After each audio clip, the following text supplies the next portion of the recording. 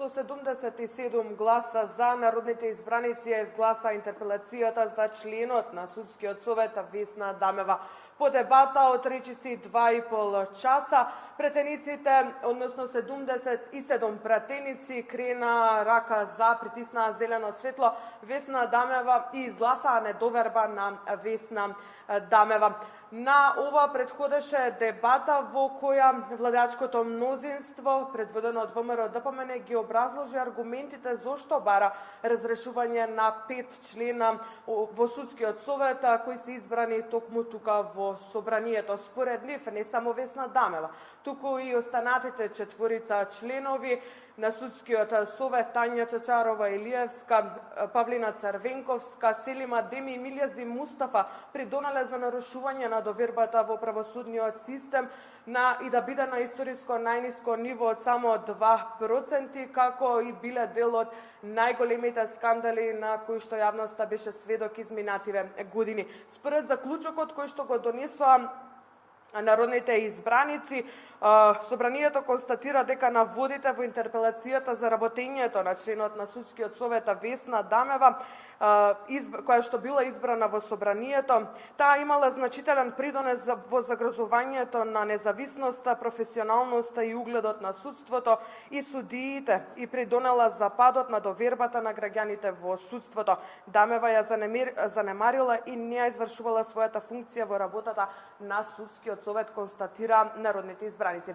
Предходно, пратеникот и координатор на пратеничката група на ВМРО ДПМН Никола Мицевски во овие 5 члена на Судскиот совет констатираше најголема вина за нарушената доверба во правосудниот систем. Еве неговата изјава. Судски совет 7 години не изработил тоа што граѓаните и судиите и судството го очекуваат од него, да одговорите на некои прашања поради процесот. Никој нема да ве спомне лично вас, никој нема да ја спомне фамилијата, таму каде што нема потреба. Затоа што довербата која што имате од 2% во судството, најголем кривец сте вие во Судскиот совет, затоа што не сте ги менеџирале процесите како што треба.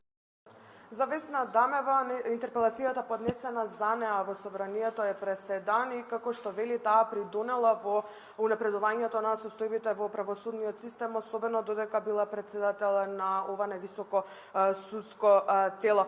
Според нејзе граѓаните не гледале кој е член на Судскиот совет, туку ги интересирало брза и неселективна правда.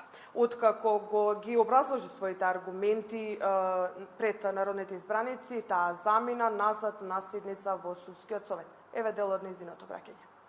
Проблемот нема да се реши со интерпелацијата, која денес е на дневен ред. На ваков начин само се продлабочува проблемот и се прави опасен преседан, кој што ќе има далекусежни негативни последици и по судството, и по државата.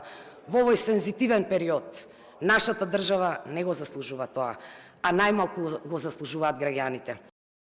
На иста линија со Дамева беа и претениците од СДСМ и Европскиот фронт, кои што ја напуштија седницата веднаш по обраќањата на нивните координатори. Според Оливер Спасовски, интерпелациите поднесени во собранието се противуставни и тоа е преседан кој што го прави владеачкото мнозинство, односно политиката повторно се меша во судството. Еве дели од неговата изјава. Затоа ова поднесена интерпелација е антипод на ваквата интенција која што е предвидена во Уставот.